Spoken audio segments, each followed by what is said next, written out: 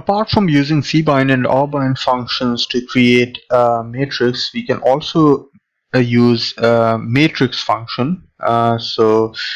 Just for the purposes of this demonstration, I can create a new variable called x, and using the assignment operator I can assign a new matrix to this variable x, and we can use matrix function, and to this matrix function we can supply a vector, and I'll create a very simple vector with 6 elements, so 1 2 3 4 5 6, and then I can also supply 2 more arguments just to highlight how many rows do I want to have. So let's say I want to have in my matrix 2 rows, let's say 2 rows and 2 columns, so I can, or 3 columns because I've got 6 elements in the vector. So now it will create a this matrix function will create a matrix of 2 rows and 3 columns, and it will basically populate those 2 rows and 3 columns using these values.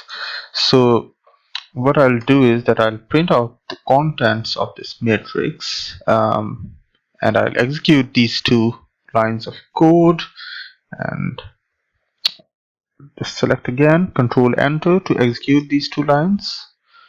And what I can see that it has indeed created 2 rows, 3 columns. So these are the 2 rows, these are the 3 columns, and what I can see from the contents of this matrix is that it has got 1 and 2, then 3 and 4 and 5 and 6. So it has populated these values inside the matrix column wise, meaning that it has populated the first column first, and then the second column, and then the third column.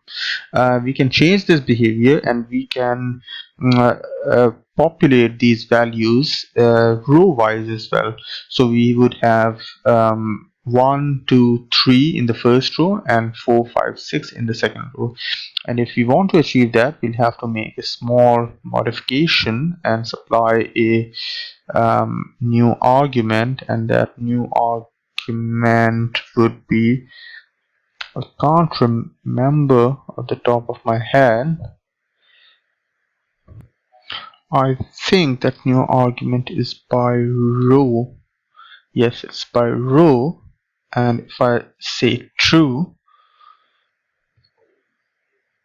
and now if I execute these 2 statements again, what I'll see that it has again created a matrix of 2 rows and 3 columns as per the values we've highlighted in the matrix function. But what it has done is that it has populated these values in the matrix row wise. So it has populated the first row before populating the second row. So we've got 1 2 3 4 5 6, and if you compare it with the first matrix, you can see the difference clearly. So so that's another way of creating a matrix. You can, just to demonstrate to you, I'll quickly try to change these numbers just to show you that it is indeed working the way we are expecting it to work.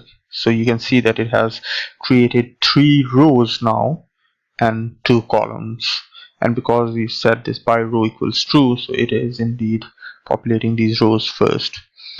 So that's another way of creating matrix. And now that we've looked how you can create matrix, in the next video I'll try to show you how you can retrieve certain elements from this matrix.